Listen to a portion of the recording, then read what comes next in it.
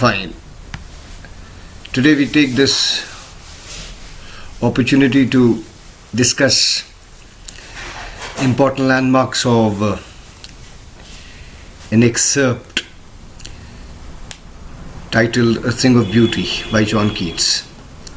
This particular piece of poetry has been picked up from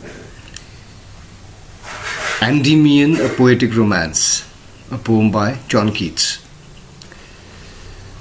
Now, before we sit down to discuss what this particular excerpt is about, the first and foremost thing for you all to understand is that whatever has been talked of in this particular piece of poetry is of eternal value,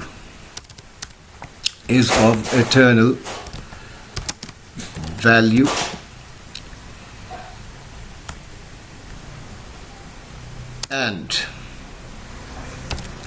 enjoys universal appeal.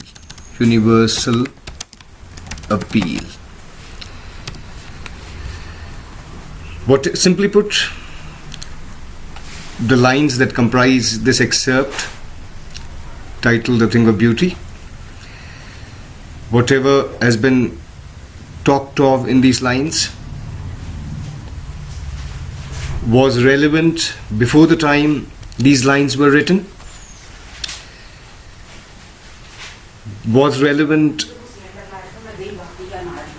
is relevant now and will be relevant in the future. Therefore, whatever has been talked of in these lines is of eternal value. Second, whatever has been talked of in these lines has found acceptance with people across the world, in the past, in the present, and in the future time to come.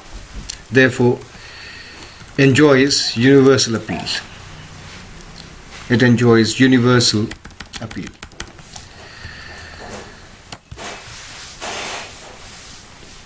Now,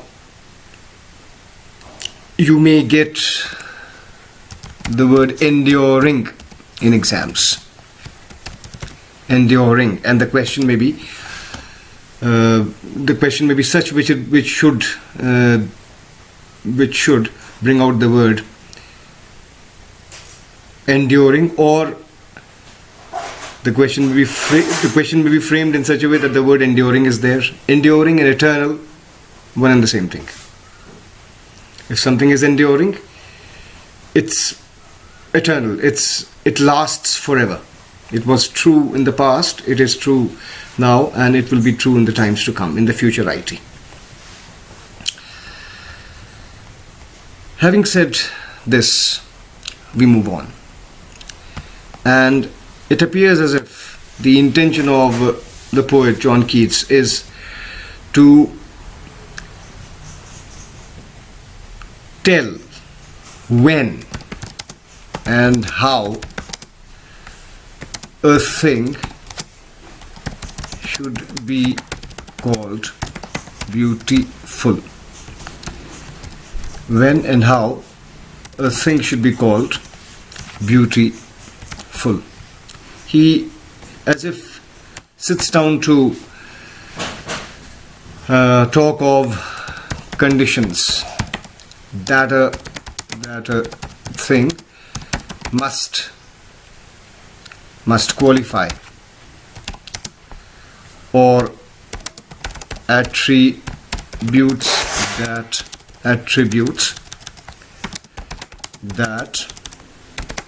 a thing must possess in order to be called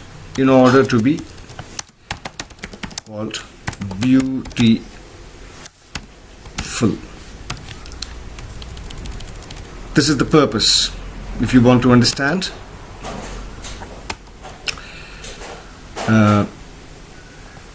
or this will definitely help you to understand the piece of poetry. It basically sets down conditions or lists attributes that a thing must have in order to be called beautiful. Otherwise, that particular thing is not beautiful.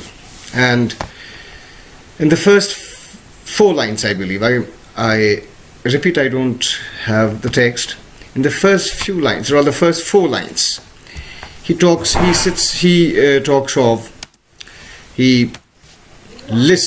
enlists these characteristics one by one. And the first characteristic that a thing must possess in order to be called beautiful is that the thing must be a source of constant joy. A thing must be a source of constant joy. If a thing is a source of constant joy, gives everlasting joy, it is worth being called beautiful. Second attribute, it may not be in the order talked of in the piece of poetry, however, the second attribute that the poet talks of in order for a thing to be qualified as beautiful must be that it must not lose its essence. It must not lose its essence. It must not lose its essence. Now, the key word is essence, and essence is one word which we came across in our appreciation of the last poem, which is Keeping Quiet by Pablo Neruda. Essence, the basic attribute, anything that you identify that helps another thing to be identified by is essence. Must not lose its basic nature. Third attribute that the poet thinks a thing must possess in order to be called beautiful is that its value must increase over a period of time. Its value must increase over a period. Very important. Its value must increase over a period of time. And if its value increases over its value,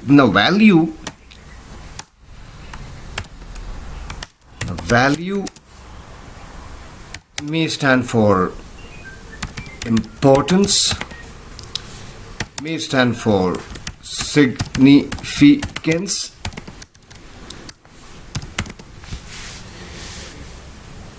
or loosely our realization that the particular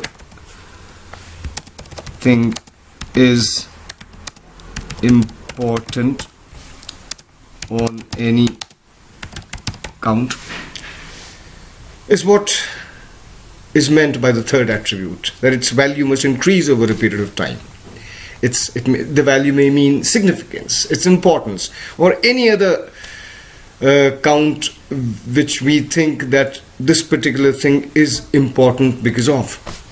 Our realization that the particular thing is important, as soon as we realize this and others realize, and this realization comes to us or dawns on us over a period of time, this happens in many things, and each particular attribute has been exemplified in the poem. And the last attribute that the poet talks of in order for a thing to be called beautiful is that it must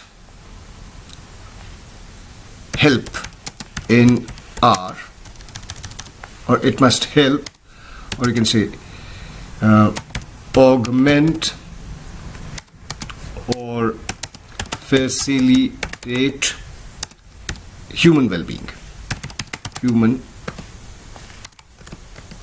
well-being. If a thing has all these attributes, it is worth being called beautiful. a brief recap of the first four lines, if I am right. He defines beauty, and the definition that he gives includes or encompasses four characteristics.